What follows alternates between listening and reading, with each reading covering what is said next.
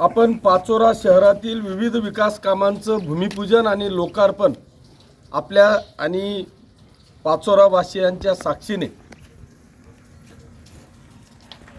पार पडलेलं आहे। त्याच्यात ज्या ठिकाणी मी प्रेस घेतोय ते आपल्या गावाचं तालुक्याचं ग्रामदैवत खंडेराव महाराज यांच्या समाधीस्थळी मंदिरामध्ये आपण ही प्रेस घेतोय। गेल्या वर्षापासून अनेकांची की हा जो परिसर आहे हा डेव्हलप व्हावा, या परिसरामध्ये मागच्या काळामध्ये आदरणीय प्रकाश बापू या जिल्हा परिषदेचे उपाध्यक्ष असताना आपण काही निधी आणण्याचा प्रयत्न केला, परंतु तो निधी तुटपुंजा असल्या कारणाने या जागेची आपण पाहिजे तेवढी डेव्हलपमेंट करू शकलो नाही। परंतु मला आज सांगताना आनंद होतो की तब्बल 5 करोड रुपयाचा निधी पर्यटनाच्या माध्यमातून या खंडेराव महाराजांच्या या टेकडीला डेव्हलप करण्यासाठी आपण या ठिकाणी घेतला। त्याचं काम पूर्णत्वासकडे येत आहे।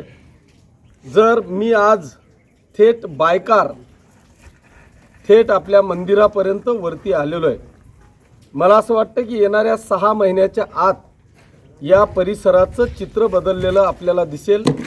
संपूर्ण पाचोरा शहर आणि तालुका खंडेराव महाराजांच्या आल्यानंतर किमान 4 तास इथून जाणार नाही अशा पद्धतीची व्यवस्था या पर्यटनाच्या माध्यमातून खंडेराव महाराजांच्या या टेकडीवर होते आहे, याचा मला सार्थ अभिमान आहे।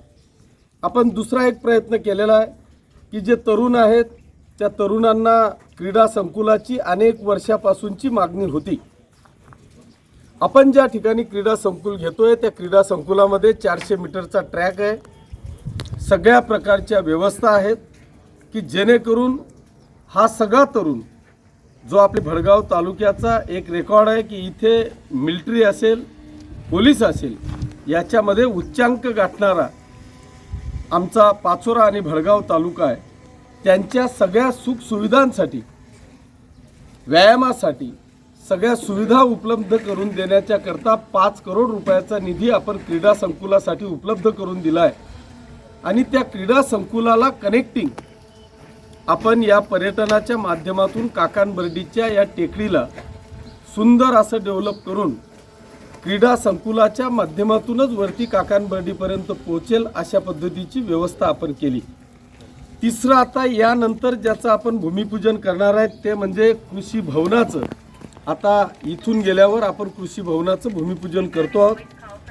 कृषी भवन सुद्धा एक अद्यावत असं कृषी भवन आपलं मंजूर झालेलं आहे। त्याची किंमत, कृषी भवनाची किंमत जी आहे रुपये 1389 लक्ष रुपये या ठिकाणी मंजूर झालेत, म्हणजे जवळपास 14 करोड रुपयाचा निधी आपल्या कृषी भवनासाठी मंजूर झालेला आहे। त्याचं टेंडर झालं, वर्क ऑर्डर झाली आणि आज आपल्या सगळ्यांच्या साक्षीने या ठिकाणी भूमिपूजन। त्या कृषी भवन झाल्याच्या नंतर खऱ्या अर्थाने या पाचोरा तालुक्यातल्या तमाम सर्वांना त्या ठिकाणी न्याय मिळणार आहे। तालुकाभरातून आलेला सर्व शेतकऱ्यांसाठी एक सुंदर असं कृषी भवन त्या ठिकाणी असेल, माती परीक्षण केंद्र असेल, वेगवेगळ्या पद्धतीची माहिती देणारं एक दालन आमच्या शेतकरी बांधवांसाठीचं असेल। असे अनेक विषय आपल्याला त्या ठिकाणी करण्याची संधी या कृषी भवनाच्या माध्यमातून आहे। त्याच पद्धतीने आपण जर पाहिलं तर गेल्या अनेक दिवसापासून आपण पाचोरा शहरामध्ये जे वेगवेगळे विषय होते ते म्हणजे अपूर्ण अवस्थेत असलेली पाणी पुरवठ्याची योजना, अपूर्ण अवस्थेत असलेली ड्रेनेजची योजना आणि अपूर्ण असलेले रोड, या संदर्भामध्ये अनेक आमच्या शहरवासियांच्या तक्रारी असायच्या। याचं कारण असं आहे की अनेकांना वाटायचं की आता पाणी पुरवठ्याची योजना संपली, पुन्हा मंजूर होईल की नाही। पण आपण पाणी पुरवठ्याची योजना पुन्हा, मला वाटतं 60 करोड रुपयाचा निधी पाणी पुरवठ्याच्या योजनेसाठी मंजूर केला, टेंडर झालं, वर्क ऑर्डर झाली, कामाला देखील सुरुवात झालेली आहे। त्याच पद्धतीने ड्रेनेज कितीचं आहे, 58 कोटी रुपयाचं ड्रेनेजची योजना जी अपूर्ण राहिलेली होती त्या 58 कोटी रुपयाची ड्रेनेजची योजना देखील मंजूर होऊन टेंडर झालेलं आहे. आता ह्या दोघी पुढे काम चालेल आणि त्याच्यानंतर 104 करोड रुपयाचा रोड DPR आपला मंजूर होऊन वर्क ऑर्डर झाली. त्याच्यामुळे आता रेल्वे लाईनच्या इकडचा म्हणजेच भडगाव रोडकडचा जो परिसर आहे तो 100% कॉन्क्रिटीकरण होऊन पाणी आणि ड्रेनेज या तिघही गोष्टी कुठल्याही परिस्थितीत येणाऱ्या 6 महिन्याच्या आत संपतील अशा पद्धतीची व्यवस्था या मुख्यमंत्री आदरणीय एकनाथजी शिंदेसाहेब यांच्या मार्गदर्शनाखाली युतीच्या सरकारच्या प्रयत्नाने या ठिकाणी आपण पूर्णत्वास नेतोय, याचा मला सार्थ अभिमान आहे. आता ग्रामीण भागासाठी जे अनेक विषय आपण या ठिकाणी घेतले, मग ते बजेटमधले असतील, ग्रामविकासमधले असतील, CMJSYचे असतील, अशा वेगवेगळ्या याच्यामध्ये आपण रस्त्यांची कामं मंजूर केली. त्याच्यात आत्ता परवाच एक CMJSYच्या माध्यमातून आपण या ठिकाणी रस्ते मंजूर केले. त्याच्यात घोळ ते सांगवी हा जो रस्ता आहे त्याची लांबी 3 किलोमीटर आहे, किंमत 2.5 करोड रुपये. लासगाव कुरंगी ते दुसकेडा हा जो रस्ता होता तो अनेक दिवसापासूनचा प्रलंबित होता. त्याच्यासाठी 11.5 किलोमीटरची लांबी आहे. त्याच्यासाठी 14,88,00,000 रुपये एवढ्या किमतीचा तो रस्ता आहे. त्यानंतर वडगाव आंबे, सावखेडा खुर्द, सावखेडा बुद्रुक, भोजे, चिंचपुरा, जवखेडा, दिगर ते सिंदाड रस्ता हा 10.7 किलोमीटरचा आहे. त्याच्यासाठी 1442 रुपयाची ती किंमत आहे.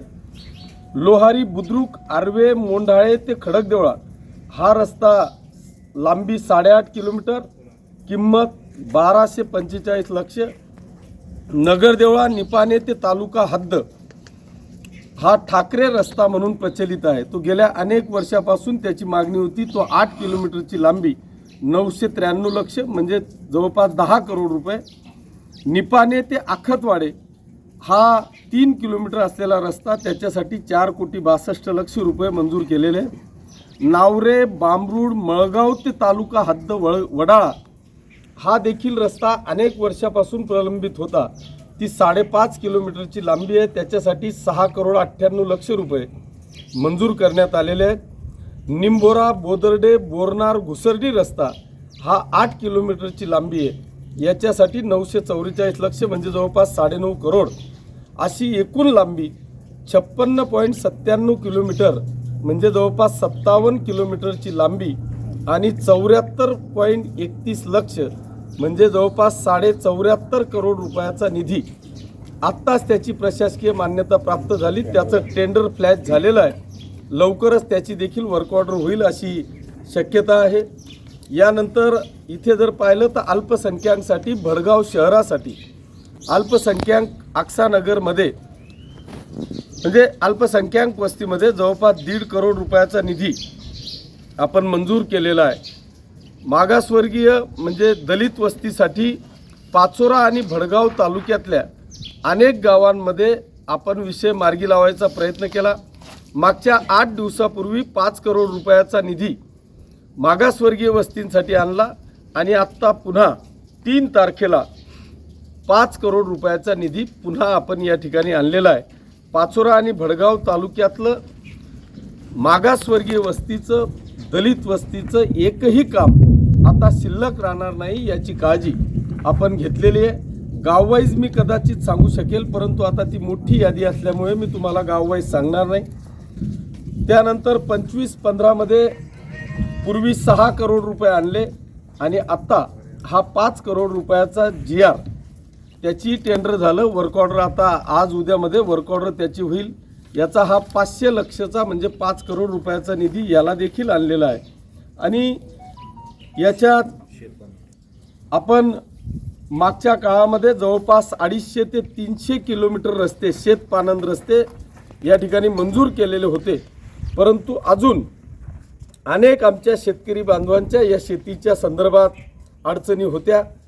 त्या अडचणी दूर करण्याच्यासाठी आपण पुन्हा एकदा जवळपास किती आहेत रे 25-30 रस्ते आणि आज देखील एक GR येतोय. म्हणजे मला असं वाटतं की प्रत्येक गावातले 150च्या 150 गावातले किमान 1-1, 2-2, 3-3 रस्ते हे 100% पूर्णत्वास येतील अशा पद्धतीची व्यवस्था आपण केलेली आहे। मला सांगताना आनंद होतो की आज जर का आपण पाहिलं तर पाचोरा आणि भडगाव शहरामध्ये जे अतिक्रमित घरं आहेत आणि त्या अतिक्रमित घरांना नियमित करण्याच्यासाठी 2017मध्ये जो कायदा तयार झाला त्या कायद्याचा आधार घेऊन आम्ही प्रचंड प्रयत्न केला की ही जी काही जागा मोजणीच्यासाठी जो पैसा प्रत्येक व्यक्तीला द्यावा लागतो तो द्यावा लागू नये याच्यासाठी माझा प्रयत्न चालला होता की महसूल मंत्री आदरणीय विखे पाटील साहेब यांना विनंती करून ही जी काही मोजणी फी आहे ती जवळपास 40-45 लाख रुपये एका गावाची आहे, म्हणजे पाचोरा शहराची आणि भडगाव शहराची 30-35 लाख रुपये। कारण पाचोरा शहरामध्ये जवळपास 3500 ते 3600 घरं असे आहेत की ते अतिक्रमित आहेत, ते फक्त इमला मालक आहेत, ते जागा मालक नाहीत।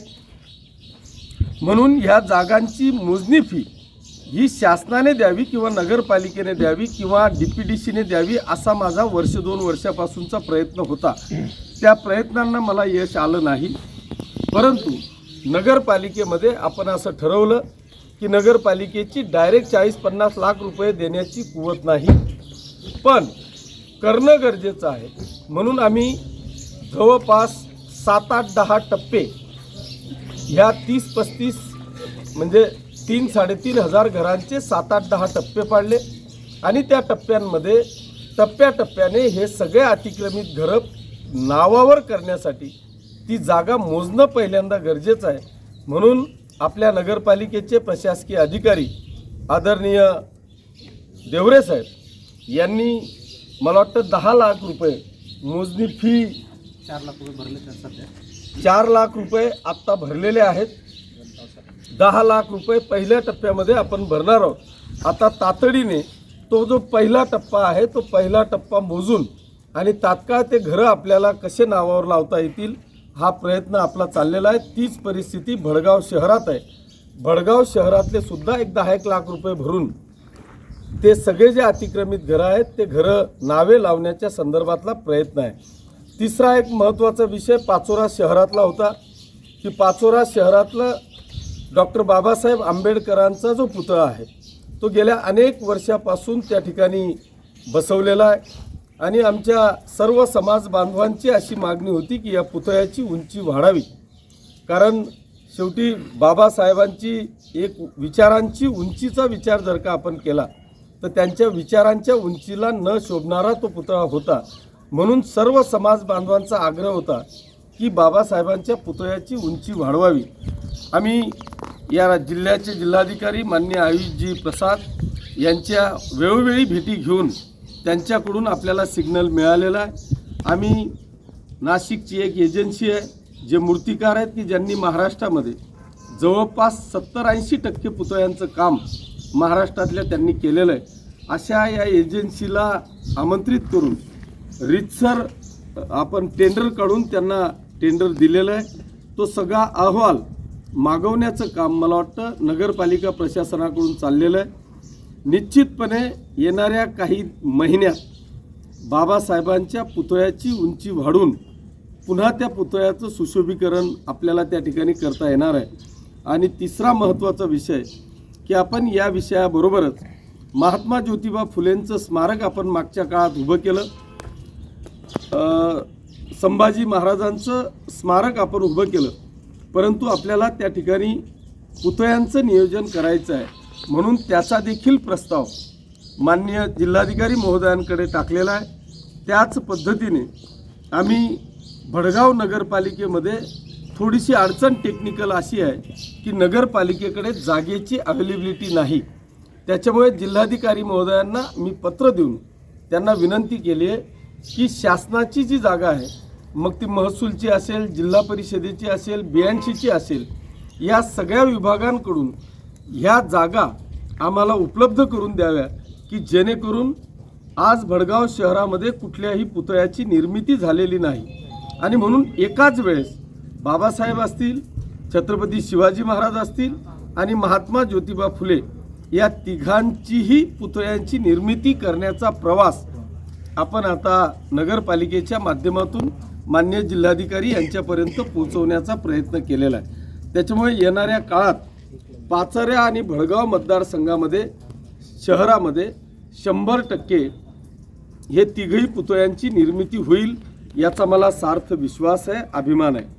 आपण पाचोरा शहर, पाचोरा तालुका आणि भडगाव तालुक्यामध्ये हा प्रयत्न केला की आमचं सगळ्यांचं दैवत राजे छत्रपती शिवाजी महाराज या प्रत्येक गावामध्ये महाराजांचं स्मारक असावं, याच्यासाठी जवळपास 150च्या 150 गावांमध्ये आपण छत्रपती शिवाजी महाराजांचे स्मारकं उभी केली। आणि मी विनंती ग्रामीण भागातल्या सगळ्या ग्रामपंचायतीचे सरपंच असतील, ग्रामसेवक असतील, यांना विनंती केलेली आहे की आपण तात्काळ ठराव करू, ते जे स्मारक आपण उभं केलेलं आहे किंवा उभं राहतं आहे त्या स्मारकावर येणाऱ्या काळामध्ये छत्रपती शिवाजी महाराजांच्या पुतळ्याची निर्मिती आपल्याला करायची आहे।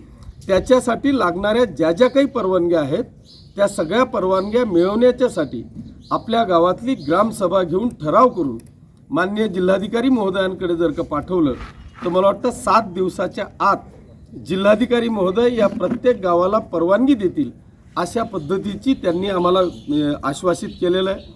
छत्रपती शिवाजी महाराजांच्या बरोबरच जे जे आमचे बंजारा समाजाच्या वस्त्या आहेत त्या बंजारा समाजाच्या वस्तींमध्ये आपण सेवालाल महाराजांचे स्मारक उभी करतोय।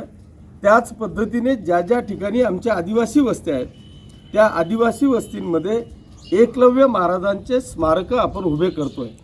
अनेकदा असं व्हायचं की तो अत्यंत आदिवासी समाज, मोलमजुरी करणारा समाज, त्यांची अतिशय छोटीशी अपेक्षा, माफक अशी अपेक्षा असायची की सेवालाल महाराज हे आमचं दैवत आहे आणि आम्हाला त्यांची मूर्ती द्यावी, अशी मागणी वारंवार आदिवासी बांधवांची असायची। आणि म्हणून आपण आदिवासी समाजासाठी सुद्धा त्या सगळ्यांच्या वस्तीमध्ये आदिवासी बांधवांसाठी एकलव्य महाराजांचं स्मारकाचा पहिला टप्पा 25 गावांमध्ये आपण मंजूर केलेला आहे। त्यांच्या देखील कामांना सुरुवात झाली, पण स्मारक झाल्यानंतर त्यांची जी मागणी होती की आम्हाला एकलव्य महाराजांची मूर्ती असावी, तर त्यांना सुद्धा 150च्या 150 गावांमध्ये मूर्ती देण्याचं आश्वासन म्हणण्यापेक्षा आपण देण्याची सुरुवात कालच एकलव्य समाजाचा, आदिवासी समाजाचा मेळावा आपला झाला। त्या मेळाव्यामध्ये 6 मूर्तींचं पूजन करून प्रायोगिक तत्वावर त्या 6 मूर्त्या 6 गावांना गेलेल्या आहेत। येणाऱ्या 8 दिवसाच्या आत प्रत्येक गावातल्या आदिवासी बांधवांच्या वस्तीपर्यंत एकलव्य महाराजांची मूर्ती पोहोचेल अशा पद्धतीची व्यवस्था आपण केलेली आहे। धन्यवाद। बरोबर आदिवासी समाजामध्येच 2 भाग आहेत, एक आपला तडवी समाज आणि एक आपला काटोनी भिल्ल आदिवासी समाज। तर काटोनी भिल्ल आदिवासी समाज हे एकलव्य महाराजांचं पूजन करतात आणि तडवी समाज हा समाज बिरसा मुंडाजींचं त्या ठिकाणी पूजन करतात। त्याच्यामुळे तडवी समाजाच्या वस्तीमध्ये आपण बिरसा मुंडांची देखील मूर्तीची व्यवस्था करतोय। धन्यवाद। जय हिंद, जय महाराष्ट्र।